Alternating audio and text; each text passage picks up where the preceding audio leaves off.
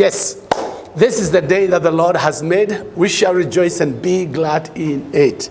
Yet once again, we are back to you through Open Talk. It is Wednesday night, and we come to you in the name of the Lord. Remember, Open Talk is a forum where we are free to talk whatever we want to talk, which is aimed at lifting up the lives of your life and making your situation better, giving some hope, creating some faith, giving some encouragement, bringing in some correction, at times maybe even a rebuke. Because an open rebuke is better than secret love.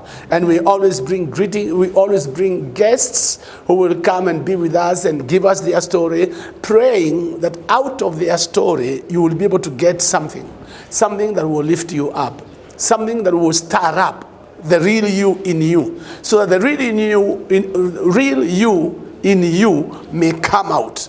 And you may, the potential in you may come out, and you may fulfill the purposes of God. So in Open Talk, you talk or I talk. We hear one another and we move on. Now tonight we have some special guests. Again, every night we have every Wednesday night we have some special guests. And our guest tonight is Reverend John Brown Kimemia and his wife Margaret Brown. John and Margaret are pastors, and they are our missionaries in Marsabit. But we will hear that. We'll get to know how they ended up being in Marsabit. But for tonight, maybe I want to welcome you to Open Talk. Open Talk, you feel anger free. Yes. We just talk. We just talk. Wonderful. And John, why don't you greet our viewers for tonight? Yes.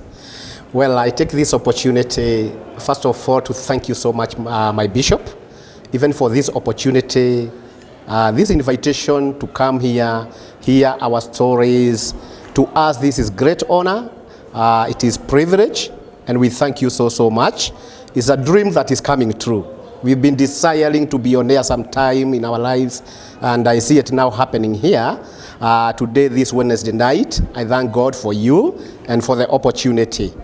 And to our viewers, I just want to say hi to you.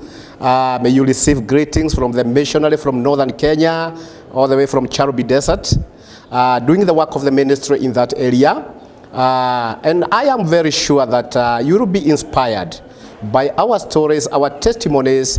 I am very sure your lives shall never remain the same, because after this forum, I know that God will speak to you. No.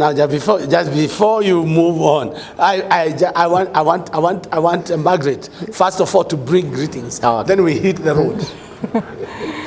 Yes, Margaret. Salimia our viewers. Thank you, our viewers.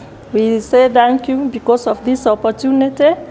And first of all, we thank our dad bishop and others. Thank you. Thank you so very much. Yes.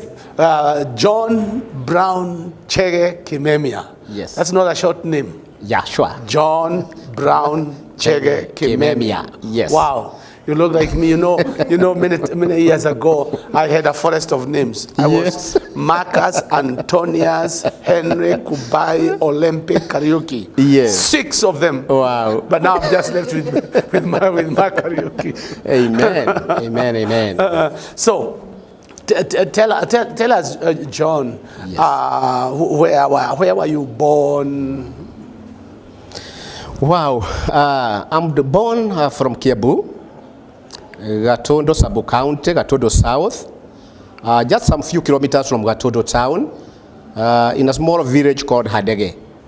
I happen to be born in a family of 8 siblings. That is, we are 6 brothers and 2 sisters. I am the last born in that family. My parents are still alive.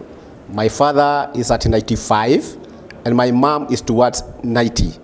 They are both born again, and we are so happy. Yes, that is where we come from. That's quite a family. Yes. So when you are growing up, but being the last born, maybe by the time you are growing up, some of them had already left home. Yeah, sure. Actually, before I was born, my elder sister had already given birth to a son. Wow. So I have a nephew who is older than me. And then our first our firstborn brother joined high school the same day that I was born. Wow. So my mother took my brother to Mohoho High School, and in the evening, I was born. Wow. That makes history. Wow. Yes. that is quite something. It's also an advantage to be born last. Sure. Because all the problems have been settled by your siblings. You have gone through the difficult times. Now you are coming up when now there is somebody else who can bring in some sugar and all that. So maybe the competition in the house was not so tough. Yes. When you are growing up. Yeah, we believe so, Bishop, that there are advantages. However, there are disadvantages. Because I also believe that my elder brothers and sisters found my father when he had energy, when he could bring something home. But by the time I was being born, my father was older than me today. So already he had some years. But the good thing is that when you have brothers who are older than you and sisters, they take care of you. You are no longer the mama's child. Yeah. They just be like your parents. They take care of your small things where they can. I remember my brother became a teacher while I was still in primary school. So to me, he was a teacher, and he could also support in some different ways. So there are those advantages. And those years, because we didn't have so many clothes. And actually, the first time I wore a trouser is when I got circumcised. But the advantage now was my brothers who were older than me could donate the old clothes to me. And they would be made by my father, who was a tailor, just to fit my size. Wow. Yes. Wow. That's quite something. Margaret, where were you born? I'm born at Gatodo, near the same for my husband. And I am firstborn for the three children. Yeah. I am opposite to my husband. Yeah, he's lastborn, and me, I am firstborn. Wow. Yeah. That's quite a combination. Yeah. When you bring a lastborn and a firstborn, it's quite a good combination. Okay.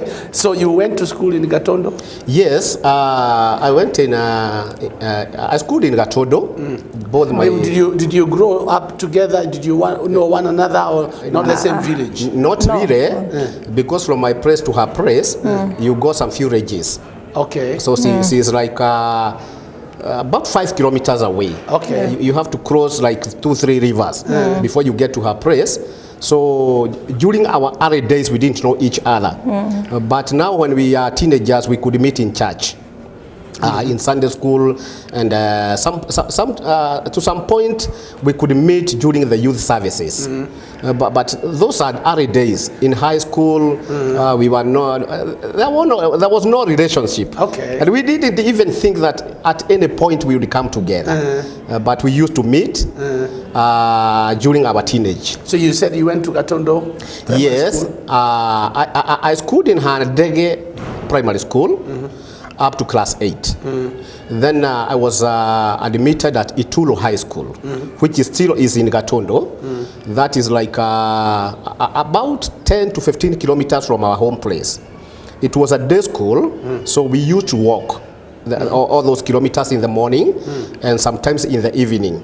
Until now it got to a stage whereby I needed a hostel.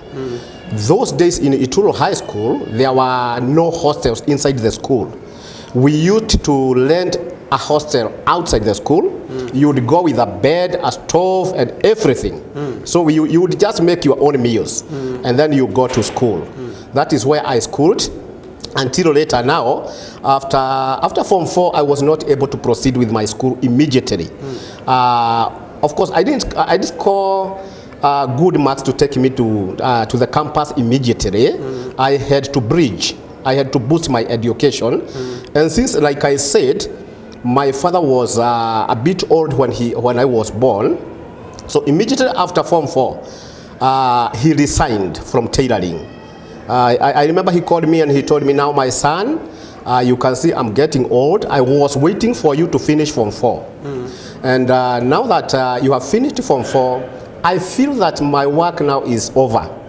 So I will pray for you that God will make a way for you sometimes later to proceed with your education. So I didn't join immediately, and I got a job. And the first job I got, because of the challenges and the needs at home, I was employed as a bar attendant. As a bar attendant? Yes. That is the first employment that I got. Wow. Immediately after high school, I was employed in a bar called Gamini Bar. I worked there for 1 year. And since I didn't like it, that time I was not born again. I didn't like the job. I was feeling like this is not the right place for me. So after 1 year, I left.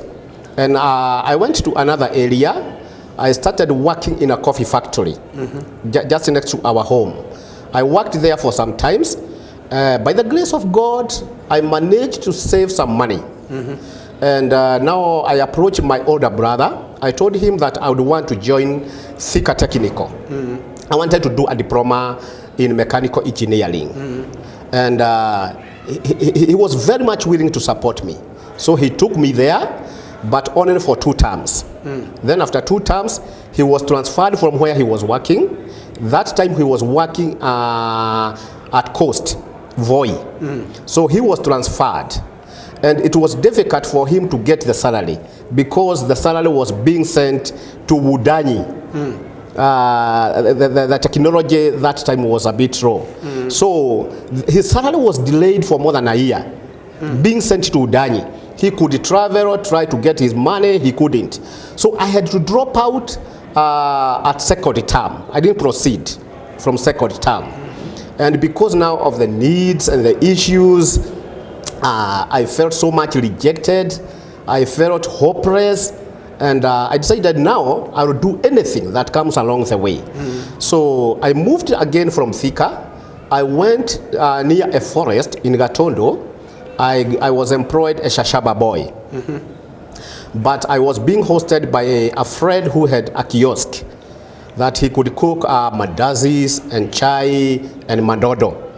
So in the morning I would wake up very early, help in making some mandazis and chai and the mandodos. That is how I could get my breakfast. Then proceed to the shamba. I was employed as in the garden, taking care of pineapples and tea estate. Then during the lunch time, I would come back to the same hotel. I would work as a waiter. Then I get my lunch and then go back to the shamba. And I survived for quite some times until when my father heard about my whereabouts.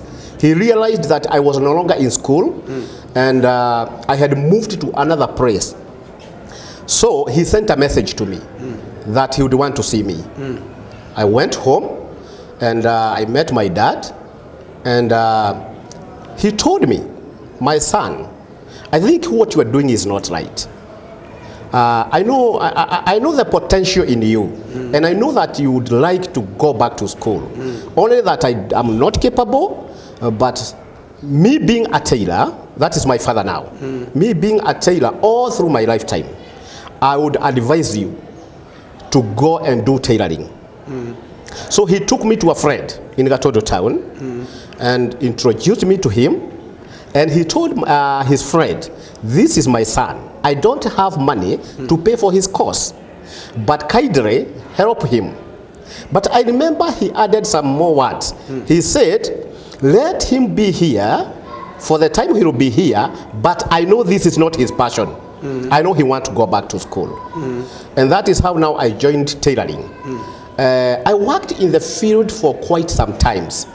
In fact, I worked for 15 years. 15 years? 15 years. As a tailor? As a tailor. So if I want a new suit, you can make me a suit?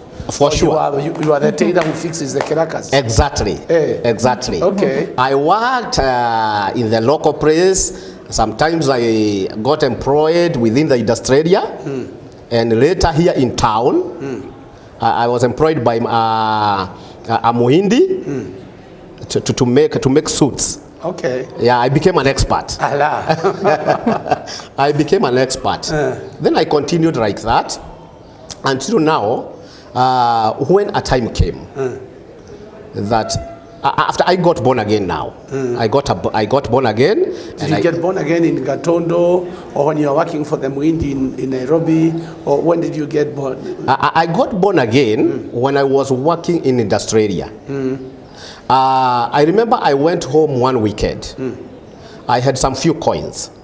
So I went home and mismanaged the money that I had. I spent the whole weekend at home. That is Saturday. I went on Saturday afternoon.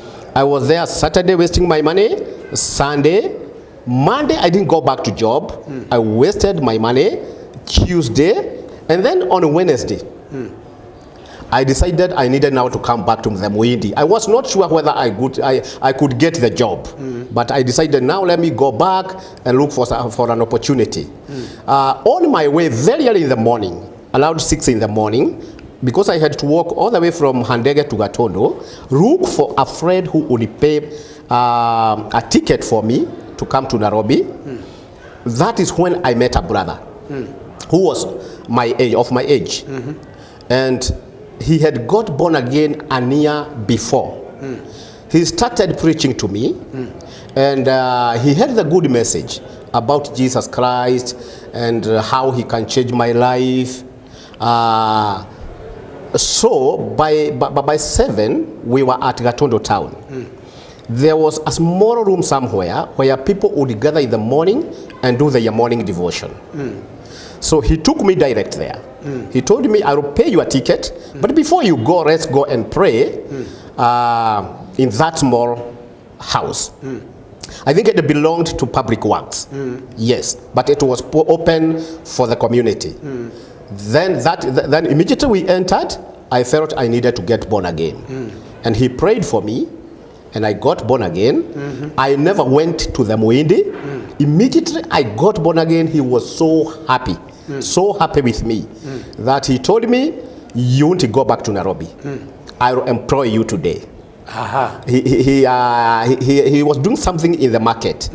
So we went to his working place, and he employed me for more than 2 weeks.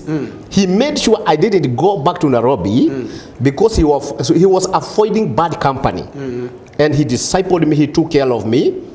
I thank God for him. And that is how now I got born again. Wow. And I never went back to the Muidi. Wow. Yes. Wow, okay. Yes. So, Margaret. Yes. Where were you born and... Nimezaliwa huko Gatondo na nikasomea huko tukiwa na my brother and my sister. Then after kumalizia nikakuja hapa Roiro, nikakaa for one year. Then I'm back to Gatondo. I do the tailoring huko. Oh, ulifanya tailoring? Yeah. Kwa hivyo mnaweza kufanya nini collab hapa na muziki na Yes, but the funny thing,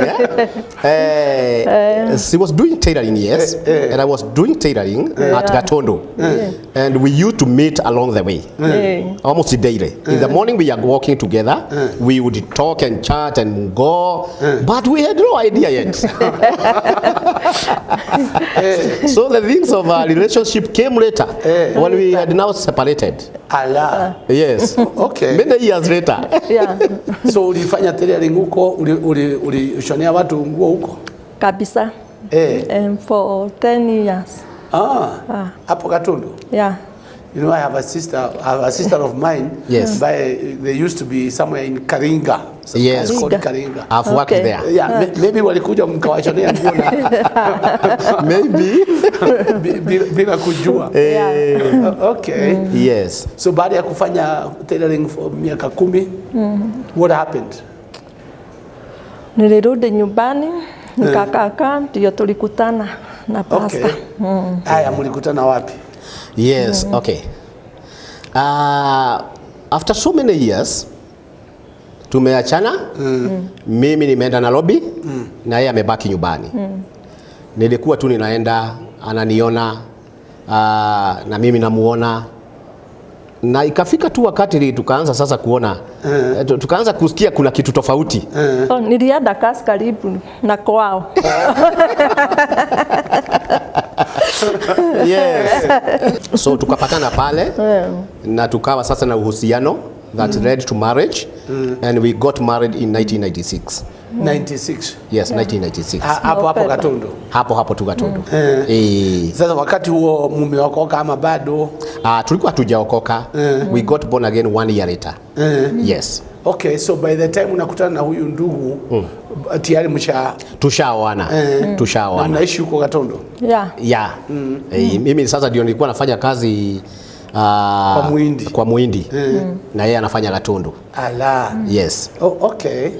Sasa kutoka pale mumeoana na mnaishi Gatundu. How did you end up in Nairobi? Okay. Nirudi nyuma kidogo. Even the time that I was not born again, and even in high school, I used to attend CU. I liked Pentecostals, especially their way of dancing and worshiping the Lord. So nilikuwa navutiwa sana na CU. Na one of the things that I will tell you today, Bishop, that maybe you don't know, I started seeing you on TV when I was in primary school. Allah. And I really admired your preaching. Okay. Not just your preaching. I admired your hairstyle. My hairstyle? Yes. Wow. And I started shaving like Bishop Mark when I was young. The whole of high school. And I believe even to date. I believe even to date. And that is how I got inspired by you. That is, nimerudi nyuma kidogo. Then, after we got married, ilinibidi nirudi nyumbani kidogo. That is after now I got born again. And we stayed together. And I went back to a Shaba boy. Again, I was employed as a Shaba boy. And I was working there. Nimeachana na kazi ya kushona manguo. Nimeachana na kazi ya Nairobi, nimerudi nyumbani. Na tukakaa na yeye kwa muda. There were hassles. Kulikuwa na matatizo mingi sana. Mingi sana.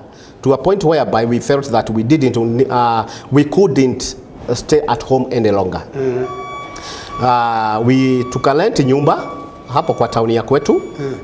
Na tukatafuta a sewing machine ya kukomboa. We couldn't afford our own. Tukatafuta ya kukomboa, sisi wawili ni mafundi, na tukaingia pale na tukaanza kushonea watu viraka. Hatungeweza kuweka manguo mpya. Tukakaa pale mwaka moja. Unfortunately tukavamiwa na wakora. Wakavamia town yetu. Wakapiga watu sana, wakaibia watu.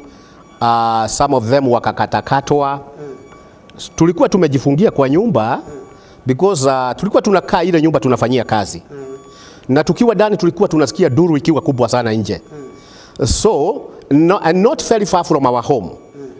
So wakati watu wa nyumbani walisikia duru inapigwa town na wakaanzia kutokea kijiji, wakaanza kutokea, wakaanza kukuja wakizunguka nyumba kwa nyumba, just checking on us. So when they realized that we were safe, na tukasikiza sauti, tukasikia hiyo ni ya mama, hiyo ni ya brother, wanatuambia fungueni, ni sisi. So we opened and immediately walitubeba na vitu zetu zote. Hatukuwa na nyumba yetu nyumbani, tulikuwa tunakaa town. Na pale nyumbani tukienda, an elder brother had a house there. So tukaenda tukaingia hiyo nyumba ya brother yetu ambaye alikuwa mkubwa, na tukakaa hapo kwa muda. Lakini familia yetu ni kubwa na ikawa na challenges mingi. Number one, sisi tulikuwa chini sana. Kimapato, kimasomo, kwetu watu wamesoma.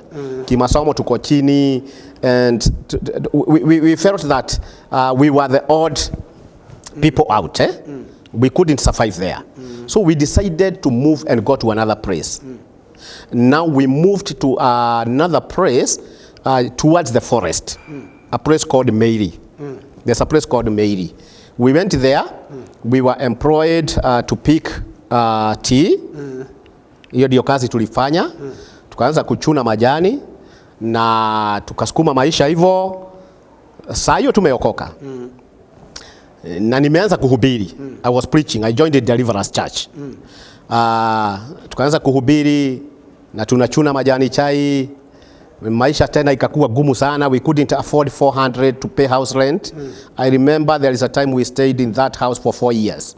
We couldn't make to raise the 400 shillings. And that time we had 3 children. That time we had 3 children. 2 boys and 1 daughter. And life became difficult, such that now I switched from picking tea to digging toilets. And that one I was introduced by a mushirika in our church who was doing that work. He told me now digging toilets is earning better than picking tea. So he introduced me to that. I became a helper. He was the expert. He could take the contract. Now I was just a helper. But it was earning. It was earning. We could go home with 500 shillings. Okay. And from picking coffee, from picking tea, I could make like 100 shillings. And now life became better in that field. And we really enjoyed. As we continued, that is when I decided to go back to school. With 3 kids and a wife who is not working, I had the desire. And I started praying.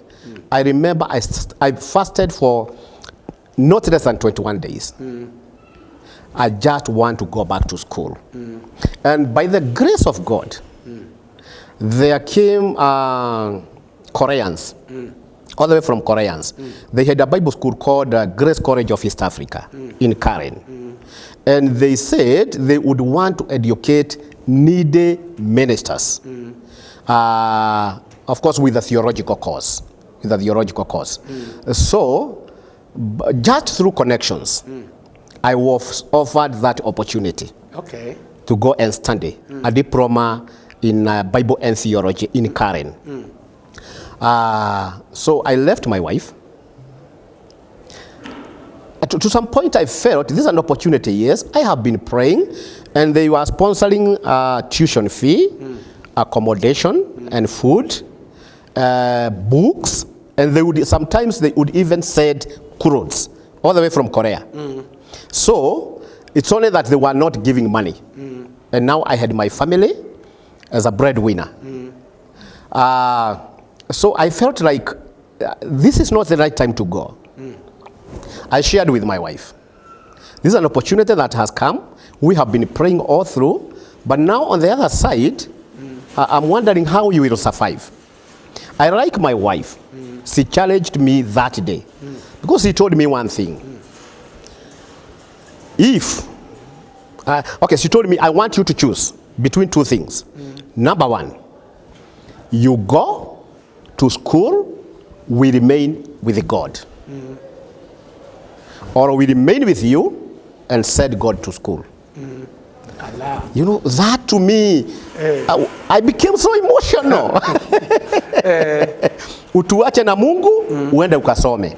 Ama tukae na wewe, Mungu aende akasome. And she told me, make the choice. It's yours. That was tough. That was tough. It must have been. So I had no choice but to leave them with God. And I joined now the college.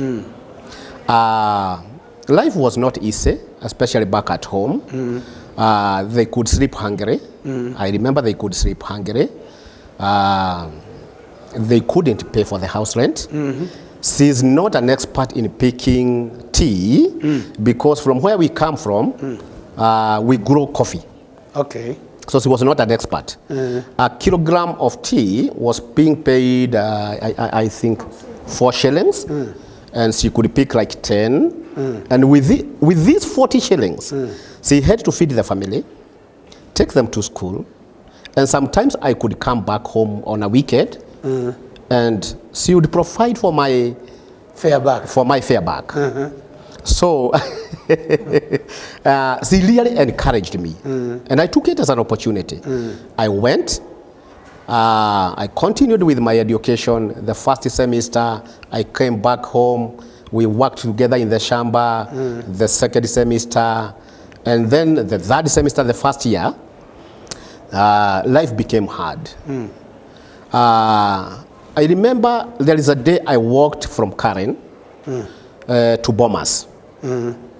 I got a matatu there, dropped me at Lerwes.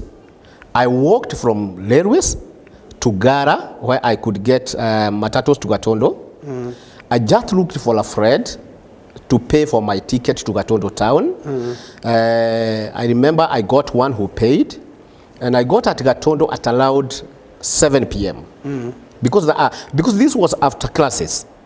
From Gatondo to where we were staying is approximately 20 kilometers, where my family was, but 3 kilometers to where we were born.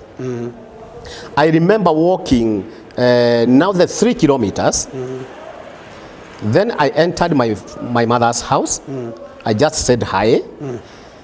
She gave me some bananas, ripe bananas. And she told me, now my son, you can go eating the bananas along the way. But for me, that now was the meal for my children that night, just for them to celebrate that the dad has come. So I proceeded the remaining 17 kilometers. And I got home at around 1 o'clock. Allah. At 1 o'clock. So when I knocked the door, it is my younger son who opened. He was not asleep. In fact, they were not asleep, all of them. So he opened the door for me, and instead of saying, hi, Daddy, you know, an excited boy, he just told me, Dad, never leave us alone again. I was like, why, my son? We've not eaten for 3 days. And when you were here, we used to eat. So I handed over the bananas to my son, and then I didn't say hi to anybody else. I just started crying. I entered into our room, and I cried. I cried and cried and cried, and I didn't know what to do. So the next day, that was now on a Saturday. I was not even able to wake up and face my children. So I'm just there wondering what is happening. God, am I doing the right thing? But my wife came to me and encouraged me. I woke up and I told my wife, I'm not going back to school. With this kind of life, I think this is not God. So then she told me, you just take a day or two, we'll talk later. We'll talk later. So I was there the whole of that Saturday. We went to the shamba, we picked what we could pick, we came back home on Sunday.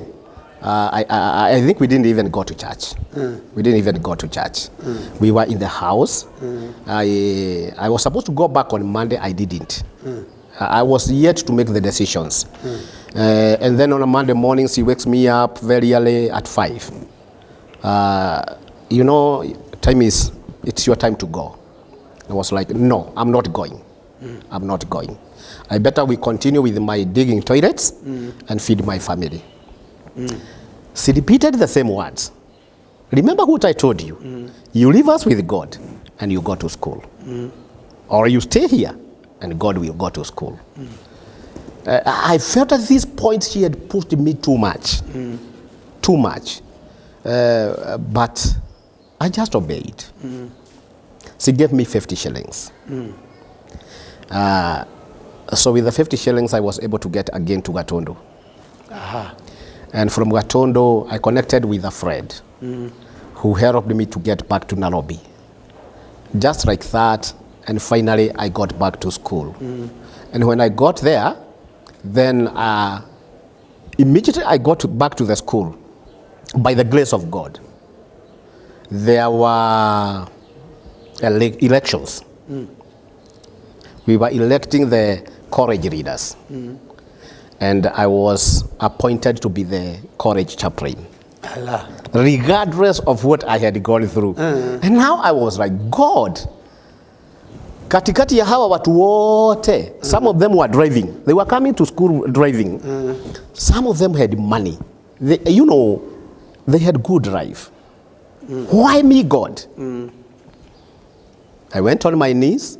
I remember hearing God telling me clearly, I have called you to reach out to nations. I've called you to reach out to nations. So I felt now I was relieved. I was relieved. And I continued like that until finally I graduated. During my graduation, I was commissioned to be a pastor in Deliverance Church. Aha. Which one is that? No. Deliverance Church Mutongoro. That is Upper Gatundu. Yes. Deliverance Church Mutongoro. I was commissioned to be a pastor there. I think I was the first pastor within that region who had gone to school. And led by Reverend David Mwaura. He commissioned me. And people came with gifts. People came with everything. And by the grace of God, I was able to clear the 4 years arrears, house arrears. Allah. That is how God came. But coming, let me come back kidogo. There's something I didn't say. In my second year, the landlord or the landlady decided to chase us away from the house. I was in school. So she went home and she told my wife, I've come to chase you away. You have not been paying this house. Even before your husband went to school, you were not paying. So don't give me an excuse that the husband in school, even before, you were not paying. And she carried our bed. She carried our yes, she carried the table, she carried the sofa set. Alibakisha kitanda moja tu, just one bed. And she said, hii ni ya watoto. These children are innocent. But for you, you have refused to pay me. So mutarara chini. Allah. And we, I'm in school. She didn't tell me. So now one weekend I came back home, only to realize that the sitting room is empty. And it's like, what is happening? Because they were sitting on jerry cans. She told me, I will tell you later. She's such kind of a person. She will rather tell you, take time, I'll talk to you later. Now going to the bedroom, there is no bed. There is no mattress. So I remember we slept on the floor for 1 year. 1 year? On boxes, cartons, without a mattress. We slept there for 1 year. But the good thing, my children had a bed and a mattress. And we survived there for 1 year. That is 1 year before graduation. Okay. So during our graduation, we cleared the arrears, and with the remaining money, we were able to buy a bed, a mattress, and a seat. Wow. I mean, we furnished the house. We furnished the house. And from there, now I felt I wanted now to become a full-time minister. Hakukuwa na pesa nyingi those days. The church offering maybe was less than 1,000 in a Sunday, and I was not the only one who was depending on the offerings. There was a senior pastor and other bills to take care of. But I survived, and I preached for 2 years in that region. But God kept on reminding me, I called you to reach out to nations. So back in my mind, I knew I was not there to stay. I was called to reach out to nations. And my literal understanding and interpretation of reaching out to nations, I thought that I would go maybe to America as a missionary. I would go to Europe. I would go outside Kenya. So I could keep on telling the church, I am called to reach out to nations. I'm here for a time and I'm going. But now when the opportune time came, for me to leave that place. It was not easy because definitely I felt it was, already I was a bit comfortable in that place. And God is telling me, go out and go. This is not your place. So there became some conflict in the church, which finally led me to vacate. So I took my family, and because of the situation in our home, I was not ready to take them back there. We decided to come to Nairobi, within the slums, Ruga slums, because that is where I had friends when I was working for the Moidi. I shared with my senior pastor, and he gave me 10,000 shillings. He told me that now you have made a decision, I bless you with 10,000 shillings. You go, and may God bless you. So we came to Ruga Sinai, and we stayed there for quite some times. 2 years. We were there for 2 years. Again, life became difficult because I was not employed. The 10,000 we paid for 2 months house rent. We bought some few things for the house, and finally we were left with nothing. That was in the month of November. So coming to January, my children had to go to school, and we didn't have money. But God provided miraculously. He sent a friend who was our church member in Gatondo, and he came looking for me. Finally, he located me, and he said, I just want to know unaendelea namna gani. You prayed for me, and I got a job. He was an auditor. I've been looking for you. I've gone to Gatondo, you are not available. I've been trying to trace you. You don't have a phone. But finally, I've gotten you. Now tell me, what is your urgent need? And I said, these are kids. They should go back to school. They had delayed for a day or two because of finances. Then he asked for the budget. He did the whole shopping. He paid for their school fees. And then he left. He left. That is how my children were able now to join school in Ruga slums. It was a city council school. So the school fees was not very high. And I didn't get a job immediately. So we our Lord advised my wife, why don't you cook porridge and jugu karanga, and you go and sell out there, just as you continue praying and waiting that your husband will get a job. So she started selling porridge within the industry area, and she could sell in the morning. Then later, let me say, she could sell up to maybe up to 11 o'clock in the morning. Then she could walk to Isili, and she could wash the houses. She could maybe wash the clothes. She could get employed by the warriors. She could get today, tomorrow not, just like that. And when she comes back home, now we could prepare the groundnuts, wait for the kid to come from school, and we give them each. Now I would go as a supervisor. They would sell, but I'm just within to make sure they are safe. They would go to the stage, we call it rai, sell the groundnuts, and that is how we used to survive. But to some point then life became difficult. Such that, you know, she used to sell in garages, the porridge now. And those guys got used to her.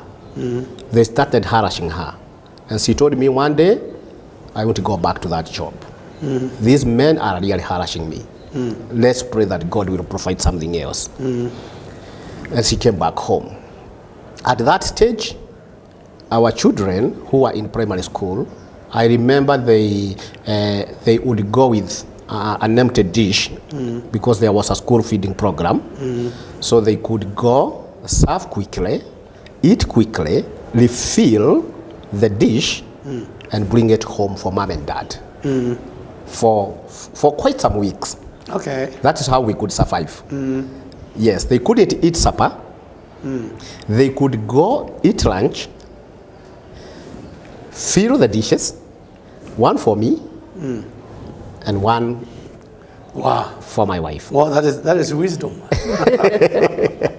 And we survived like that. But fortunately, I got an advert along the road that TFAD and the Ministry of Health wanted to educate people a certificate. They wanted to give a certificate course on HIV, AIDS, and sexuality. And it was free of charge, fully sponsored. But it was being done at Kayole. So I told my wife, this is an opportunity again. Instead of staying in the house all through, why don't I go and do this course? 3 months. So I joined the class. I did it for 3 months. And that was off. I got a certificate, which turned out to be very helpful to my life. So immediately we finished and we graduated the certificate. I remember one night in our house, in our small house, Mabati house in slums, I received a call from one of our facilitators. And they were requesting whether I would go and facilitate. I go now as a facilitator. I was to deal with the stigma. I was to deal with stigma. That was a difficult topic in the class. So very few qualified. But myself, I qualified. And the guy who was supposed to do that, to facilitate, got an urgent call that he would not be available. So they checked on their files, and the right person to go was me. So I got a call at night. Around 11 o'clock. Are you within? Would you mind to come and facilitate? We are doing something in Komorok. I said yes. I said yes. And of course they told me, and you will pay. We will pay you. I said yes. So we knocked our landlord's door. She came out, gave me, I explained myself, she gave me 100 shillings to go for the job the next day. And that is how I got my first 3,000 within 2 hours. Wow. The session was 2 hours, and the pay was 3,000. And that pushed us for 2 weeks. Wow. Now, are you, during all this time, are you preaching or are you pastoring, or that has been shelved a little bit? Okay. I was to come back to that. I was still a preacher, but I had not gotten a place where I could go as a preacher. So I could visit one of our churches that is within that area. I could go visit, but I would still sit down. I did not introduce myself in a way that I am a pastor, you know, because I was still praying for God's guidance. And so I joined our church in Sinai for just 1 year. Then later, I felt I could not continue in that church. I came to House of Bread. Oh, you came to the House of Bread? Yes. Okay. That one we don't know. Now I know. I came to House of Bread with my family. And my daughter would even pray for the Sunday school. They were very active members of Sunday school. They would even pray. I even see t-shirts in my house. But I decided to be silent, quiet, and pray. And of course, depending on my situation, I felt like I couldn't introduce myself as a pastor. And we were here for more than 1 year. We didn't miss a single Sunday. And I remember those days you would stand at the door and greet everybody who was, you know. So I made sure that the person who was ahead of me was taller than me, so that you couldn't see me. And life went like that. Then, during that time as I was worshiping here, somebody came to me and told me, you know, I understand that you are a missionary and you have been called to nations. I had shared my testimony with many people, so he had heard. And there is an opportunity to go to Mississippi and work as a missionary, but you'll be earning.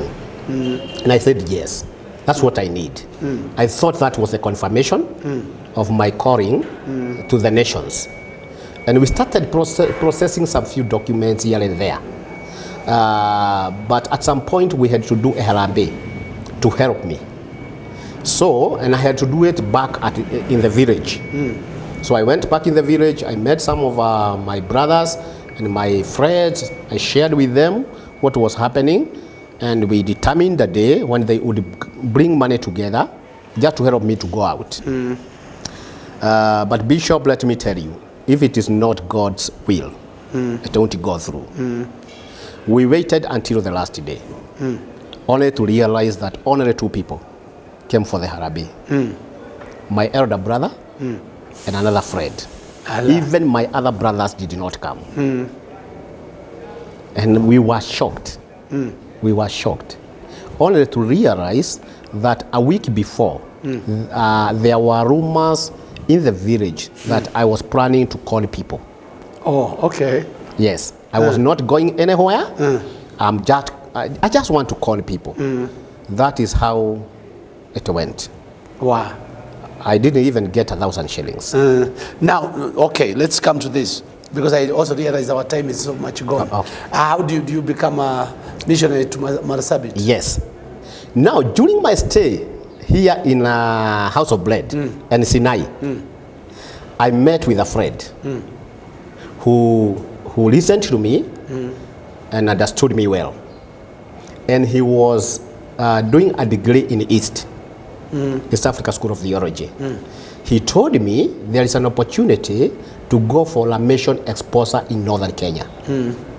And we are paying 4,500.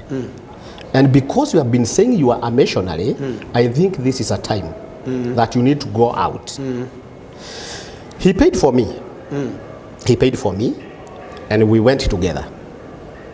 So I requested the coordinator to take me to the farthest end. We were to drop some people in Isiolo, Archer's Post, Melile, like that, Marsabit town, and finally at a place called Karigi. That is just inside Charubi Desert. So I requested that I want to go to the farthest end, just to get that exposure. And the coordinator was good. So we went. It was a 10 days mission. We went there, and we were hosted there by a missionary who was there in Karigi for the 10 days. And I shared with him, I have the passion to become a missionary, and I don't know how to go about it. I don't know exactly where. So we prayed and prayed and prayed. And as a missionary, when you hear somebody else who have some interest, we just become very keen. We become very keen. So he had a Suzuki Maruti. He told me, now I want to take you to 2 villages, 2 different villages from here that doesn't have a church, that doesn't have a school, that doesn't have a pastor. It's totally unchurched. So he took me to those 2 places. One was called Ortorot. The other one was called Kurkum. And when we went there, I was given an opportunity to preach. The funny thing is that during those days, that is the year 2010, you could stay for more than a month without seeing a motor vehicle. So when one comes, all the people from the village would come, being very excited to see a car. So they came in hundreds, just from the bush. I could see them coming from the bush, you know. I was given an opportunity to minister. We had carried a translator all the way from Karigi, because in that place, no one knew Kiswahili, no one understood any other language apart from their native language. And so as I was preaching, I heard God speaking to me clearly. This is the place, and these are the people. Along the way, as we were going, I was praying that God would not call me to that place. Very hot, very dry. And you know, but at this point as I was speaking, God told me this is the place and these are the people. And on top of that, this is the time. So I took some photos, came back, and I shared with my wife. This is what Kurkum looks like. These are the people. Of course, half naked, some naked. It was an experience. And then I told her, I don't think that place is good for me. I don't think that. Oh, okay, God told me to go there. And he told me this is the time and these are the people. But I don't think I can survive that place. I can't survive. No rental houses, kabisa hakuna, no school, no church, nothing. Only the simple manyatas. And the water is very arsenic. I told my wife, I don't think I will make it. She's an encourager, but a harsh one. What did God tell you? He told me to go. Then you have to go. There is no choice. Wow. And what about you? We will survive. God will help us to survive. So that was, I think, November 2010.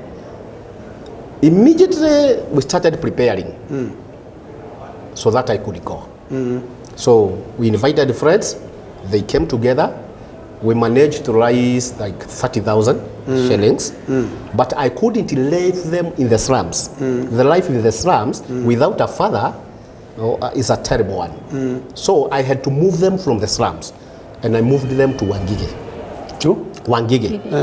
Wangige. I moved them to Wangige. We looked for a house, and that is how now we moved again. And I left them there. And a pastor there, Deliverance Church Wangige, although it is known as Lower Kabete, became very supportive. Very supportive. So he told us that now you are here, I will take care of your family, and I'll be helping in one way or the other. So you can. Wow. So now you went to this Kurukum place. Yes. There is no house, no nothing. Yes. No school, no church. Can you look back and see what has happened? Today, great things have happened. Great things have happened. Because immediately I went there, my focus was on kids. I realized I couldn't change the culture. And I couldn't change the elderly people. So my focus was on kids. I started a school under a tree. I started training them. It was difficult because they couldn't hear Kiswahili. They couldn't, it was just difficult. But they were very friendly. They could come to my house. They could make sure I understand what they are saying. By all means. At some point I could see them, they are getting angry with me because I'm not understanding. But we struggled and struggled and struggled and struggled. And coming back now to like 2-3 years later, the government sent a teacher, a TSC teacher. So we started teaching together. We got one classroom from CDF. We started teaching together. Today, the kids that I got, because I went, by January 2011 I went. That was exactly 2 months later. I went now, kabisa, nimeamua. Those kids are in high school. Those kids can preach in the church. That is my joy. Wow. We have a church. The small kids are now in high school. And actually, they preach. They preach in the church. 2 months ago, I baptized 56 of them. Wow. I had to go with a mobile swimming pool, all the way from Nairobi. I took it to the desert. We filled it with some water. I baptized 56 of them. Wow. Wow. Well, that's quite a story. Yes. Now you have a school there. Now we have a school, although now it is taken by the government. We have a church. There is a church there. Permanent structure that can host more than 300. Wow. And sometimes it's full. Wow. Yes. We have a missionary house. Okay. With a solar system. Worth more than 100,000. Wow. With the beds and everything. We have a motorbike that prays. We have guest houses. We have like 3 guest houses. Of course, they are manyatas to identify with the culture, but they are good. When people come from Nairobi, they just want to spend there. Wow. And we have 2 missionaries on the ground right now, and one of them happens to be a local. Okay. So we are doing an indigenous church very soon. Wow. Yes. Well, thank you so very much. I'm sure viewers, you have enjoyed that story of John Brown Kimemia, and the way he has walked into this place. There is nothing but a few people, but now there is life that is flowing. It is so important for you to discover the potential that God has put in you, the anointing, the calling that God has put in you. And Kimemia has done that with his family, and now there is life in Kurkum. Should you want to know more about Kimemia, there is this number that is on, his number is right on the screen. You can talk to him, write to him, support him, ask him, what can I do for you? Maybe find out, are his children going to school? And tell him, pay for 1 year, pay for 2 years, pay for his house, pay for his vehicle, or whatever. Participate in what he's doing, and your life will never be the same again. Thank you so very much. May the Lord richly bless you.